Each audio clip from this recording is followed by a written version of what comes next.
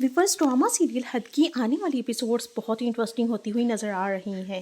زینیا نے غصے سے کانپتی ہوئی آواز میں فون کان سے لگایا اور ڈانٹتے ہوئے بولی، یاسمین میں نے تمہیں کسی کام کے لیے پیسے دیے تھے، تم نے مجھے ابھی تک بتایا کیوں نہیں کہ اس گھر میں کیا چل رہا ہے؟ مجھے اس کی ساری انفارمیشن چاہیے۔ دوسری طرف نوکرانی یاسمین کی کانپتی ہوئی آواز بولی، بی بی جی خدا کے لیے مجھے معاف کر دیں، گھر میں تو قیامت برپا ہو گئی ہے، سب لوگ ہاسپٹل میں ہیں کیونکہ آج شہرام صاحب کا بہت بڑا آپریشن ہے۔ یہ سنتے ہی زینیا کے پیروں تلے سے تو زمین ہی نکل گئی۔ اسے ایسا لگا جیسے اس کا دل دھڑکنا ہی بھول گیا ہو۔ بغیر ایک لمحہ ضائع کیے وہ تیزی سے ہاسپٹل کی طرف بھاگتی ہے۔ ہاسپٹل پہنچتے ہی زینیا کی نظر سب سے پہلے فریال پر پڑی، جو آپریشن تھیٹر کے باہر کسی مضبوط دیوار کی طرح کھڑی تھی۔ فریال نے جیسے ہی زینیا کو دیکھا فوراً اس کا راستہ روک لیا اور حقارت سے پوچھنے لگی، زینیا تم یہاں پر کیا لینے آئی ہو؟ تمہاری ہمت کیسے ہوئی یہاں قدم رکھنے کی؟ ہٹو میرے راستے سے فریال، میں اپنے شہرام سے ملنے آئی ہوں، اسے میری ضرورت ہے، وہ صرف میرا ہے، زینیا نے چیخ کر کہا اور فریال کو دھکا دینے لگی۔ فریال نے پوری طاقت سے زینیا کا بازو مروڑا اور اسے پیچھے دھکا دیتے ہوئے کہا، خبردار تم شہرام سے نہیں ملو گی، اب اس کا تم سے کوئی رشتہ نہیں ہے، تم اس کے لیے ایک اجنبی ہو۔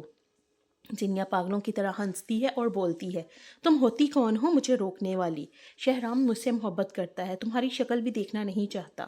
فریال کی آنکھوں میں غصہ اتر آیا۔ وہ زینیا کے بالکل قریب جا کر بولی، شہرام کی بیوی میں ہوں زینیا، اور اب بیوی ہونے کی حیثیت سے تمہیں اس کے سائے کے قریب بھی بھٹکنے نہیں دوں گی۔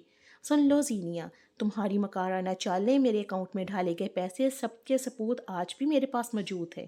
اگر میں پولیس کے پاس گئی نا، تم اسی وقت گرفتار ہو جاؤ گی، اس لیے اگر اپنی خیر چاہتی ہو تو یہاں سے دفع ہو جاؤ۔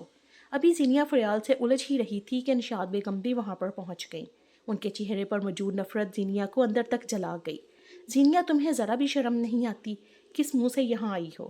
میرے بیٹے نے تمہیں طلاق دے دی تھی، تم سے اپنا پیچھا چھڑوا لیا تھا، تمہارا اب اس کے ساتھ کوئی واسطہ نہیں ہے، یہاں سے چلی جاؤ، تمہاری انہی گھٹیا حرکتوں کی وجہ سے اس نے تمہیں چھوڑا تھا۔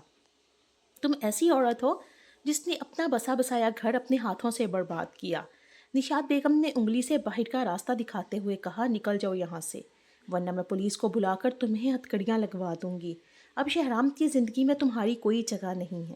اپنی اتنی زیادہ تذلیل اور شہرام کی جدائی کا دکھ زینیا کے لیے ناقابل برداشت تھا۔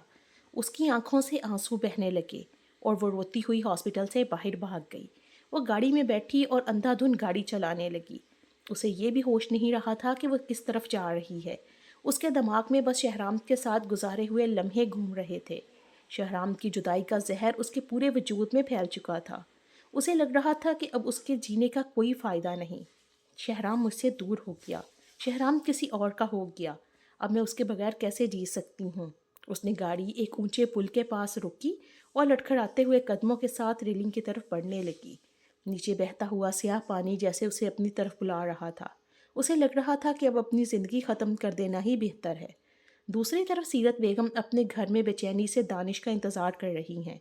ان کا چہرہ خوف اور پریشانی سے زد پڑ چکا تھا۔